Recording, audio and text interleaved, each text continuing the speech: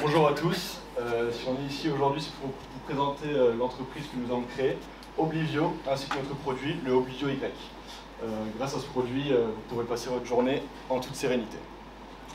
Donc, tout d'abord, je vais vous présenter notre équipe. On a le CEO, Finn Boschi, Valentin Selmy qui est en Acapulco au stand, qui est le responsable du software, et moi-même, Ronan Guérinel, responsable production. Pour vous mettre un petit peu en contexte notre projet, je vais tout d'abord vous parler de la maladie d'Alzheimer. Donc il faut savoir qu'il y a 225 000 personnes qui sont diagnostiquées chaque année en France, et on estime qu'on aura 2,2 millions de personnes touchées d'ici 2050, et également que c'est la deuxième maladie la plus crainte par les Français après le cancer. Et donc c'est pour ça qu'on a eu l'idée de développer notre produit, donc le Oblivio Y. Donc déjà pour savoir la viabilité de notre projet, nous avons effectué une enquête représentative. Donc on s'est intéressé notamment aux questions de si les personnes oublient des objets à la maison. Donc là évidemment 90% ont dit oui. Donc je pense qu'on peut dire ça arrive à tout le monde d'oublier des objets à la maison. Et surtout on s'est demandé quels sont les objets les plus oubliés à la maison. Donc là le résultat c'était assez clair. C'est souvent les objets du quotidien, comme le téléphone, mais aussi les clés ou le portefeuille, mais aussi le parapluie ou d'autres objets comme les lunettes, les écouteurs ou des petits objets comme ça.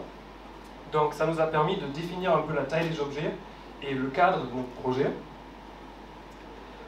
Donc, et de ce point de vue-là, on a commencé à développer notre système complet, qui sera du coup un système d'une tablette avec une application que nous avons développée, relié à un capteur avec une antenne qui fonctionne donc avec la technologie RFID, qui va scanner les tags présents sur les clés, le téléphone, le portefeuille, et qui pourra donc nous identifier si les objets sont sur nous ou pas. Donc la personne n'a que à se présenter devant la porte, regarder la tablette, voir les objets présents ou pas, et s'il y a des objets manquants, aller les chercher et refaire un scan pour être sûr que maintenant on a tout pour sortir de la maison. Donc ici on voit l'application. Donc au moment où les objets seront en recherche, vous allez voir cet écran là. Et après, une fois la détection terminée, vous allez voir que tous les objets en vert sont les objets que vous avez sur vous. Et l'objet en rouge, ça sera dans notre exemple la veste que vous avez oublié de mettre. Donc vous pouvez la chercher et revenir pour refaire un scan. Après, notre prototype que vous pouvez voir en salle à Acapulco, ça sera le capteur relié avec, programmé avec notre programme, qui fait donc du coup trois principales fonctions. C'est d'un côté la lecture des tags uniques pour savoir s'il est bien paramétré, s'il correspond bien à l'objet correspondant. Après, bien sûr aussi la programmation pour paramétrer les tags et de leur donner les objets sur lesquels il sera collé.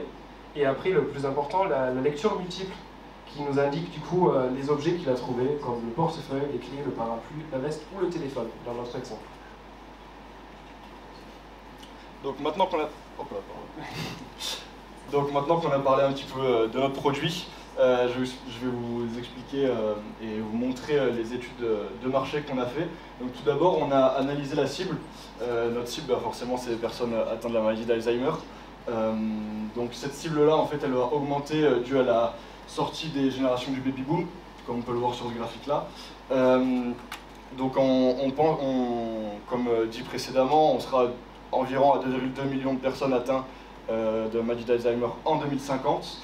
Et il faut savoir qu'on a environ 90% des personnes âgées qui désirent vivre dans leur domicile le plus longtemps possible.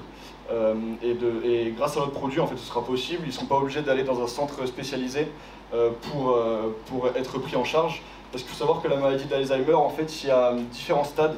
En général, ça s'étend sur 10 ans avant d'atteindre vraiment le stade de démence. Et donc nous, on interviendrait sur les 6-7 premières années où la personne atteinte de cette maladie pourra en vivre grâce à notre produit qui améliorera leur quotidien. On a également fait une petite étude sur la concurrence. Donc il faut savoir qu'on n'a pas de concurrence directe on n'a que des concurrents indirects, donc comme cette entreprise qui est Petit-Fils, c'est une entreprise d'aide à domicile sur mesure. Il faut savoir qu'ils ont aujourd'hui 164 franchises et un chiffre d'affaires de 2,1 millions d'euros. Et cela est dû au fait que depuis 2005, ce secteur-là, donc le secteur d'aide à domicile et de soins paramédicaux libéraux, c'est le seul secteur qui est en constante évolution depuis 2005 en France. Donc, pour en revenir à la concurrence, nous on n'a pas de concurrence directe, puisque en fait, nous pourrions tout à fait envisager de vendre nos produits à ces entreprises-là, ce qui permettrait aux personnes qui font appel à cette entreprise d'utiliser notre produit. Par rapport au coût de la maladie d'Alzheimer, donc nous ce qui nous intéresse c'est le 5,3 milliards d'euros qui est présent ici. Donc ça c'est les chiffres en France, donc 5,3 milliards d'euros de soins paramédicaux libéraux en France. Ensuite, pour entrer un petit peu plus dans l'analyse financière que nous avons effectuée, il faut savoir que pour nous, un produit, donc l'achat de matières premières, c'est 500 euros.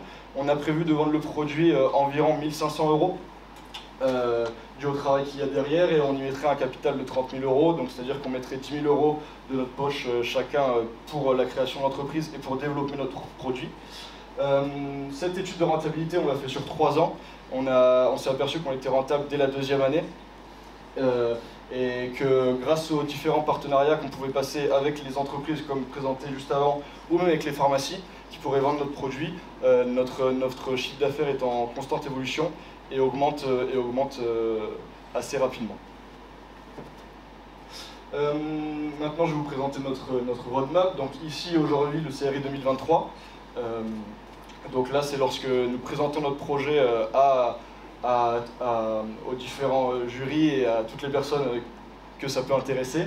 Puis nous avons décidé de le commercialiser vers novembre-décembre 2023, puisqu'il nous reste quand même un petit peu de développement à effectuer dessus, même si vous le verrez lorsque vous viendrez à notre stand, le produit et on peut voir que ça fonctionne actuellement. Et puis ensuite, en janvier et février 2024, on devrait commencer à avoir les premiers partenariats avec les pharmacies et les entreprises d'aide à la personne, puisqu'on a déjà commencé à un petit peu démarcher ces entreprises-là.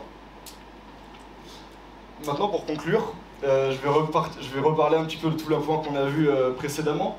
Donc, comme on l'a vu, il y a une augmentation des patients atteints de la maladie d'Alzheimer.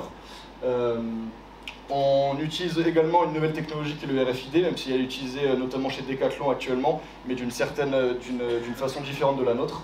Pas de concurrence indirecte, pas de concurrence directe, uniquement de la concurrence indirecte et des entreprises qui pourraient tout à fait devenir nos partenaires. Et pour finir, eh bien, Olivio Y, on espère que ça améliorera le quotidien de centaines de milliers de Français et de centaines de milliers de personnes dans le monde d'ici les prochaines années à venir. Merci pour tout. Merci beaucoup. Merci Philippe, merci Ronan. On peut vous retrouver en salle Acapulco, c'est ça? C'est ça. Très bien. Exactement, c'est Acapulco, juste à côté du foot. Donc n'hésitez pas à aller voir les stands, les prototypes qui sont sur les stands.